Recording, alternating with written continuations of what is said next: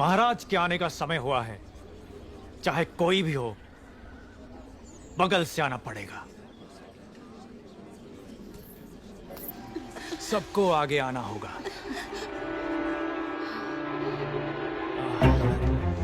आओ, इसके बाद तुम।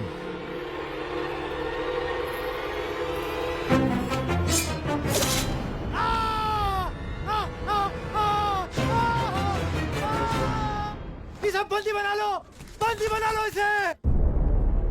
बाहुबली की धर्मपत्नी देवसेना पर आरोप है कि उन्होंने सेना नायक सेतुपति की उंगलियां काट दी।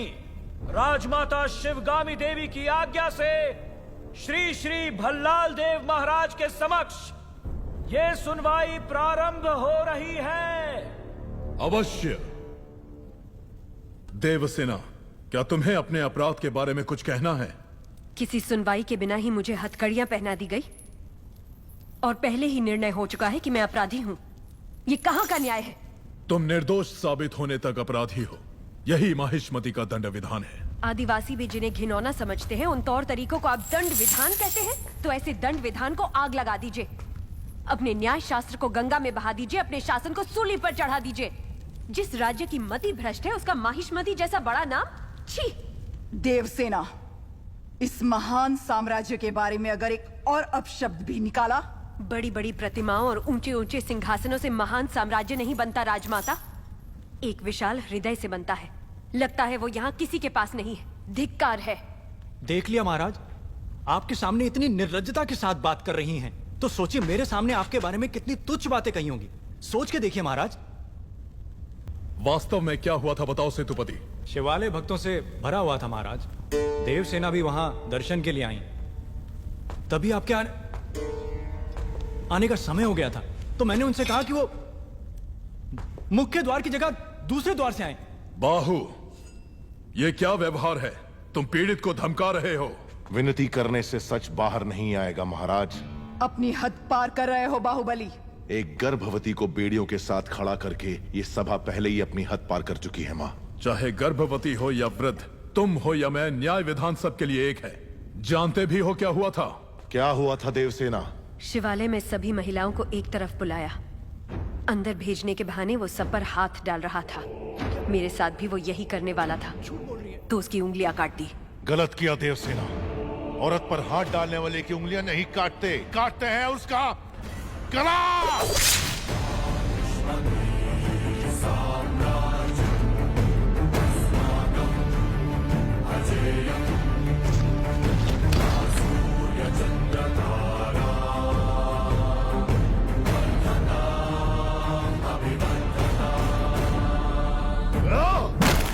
बाहुबली, ये दुस्साहस मेरी सभा में। झूठ बोला तभी सेतुपति के शब्द लड़खड़ा गए।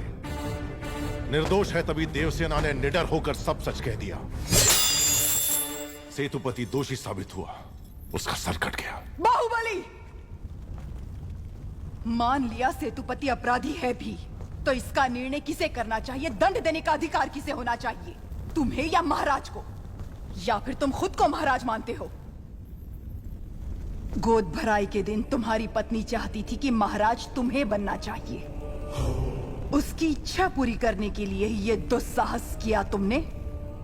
माँ, चेतावनी देने के बावजूद तुम्हारी पत्नी हमारे संविधान को अपशब्द कहती रही, हमारे महान न्याय शास्त्र को कोसती रही। उसने शब्दों से हमारा तिरस्कार किया और तुमने तलवार से। तुम दोनों ने जो किया वो है राजद्रोह। महामंत्री, राजमाता, इस महाअपराध का दंड क्या है बताया जाए।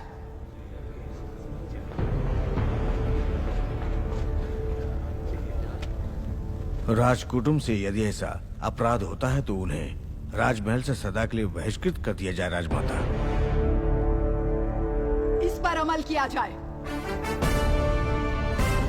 तुम दोनों अभी, इसी क्षण, इसी स्थिति में ये राज प्रांगण छोड़कर निकल जाओ। एक ओर आपका विधान है, दूसरी ओर आपका सिखाया हुआ धर्म। इन दोनों के बीच जो संघर्ष है उसमें मेरी तलवार धर्म की ओर झुक रही है। मां, पद छीन लिया जाए या बहिष्कार कर दिया जाए, माहिष्मति की सेवा के लिए, उसकी रक्षा के लिए मैं हमेशा तैयार रहूंगा।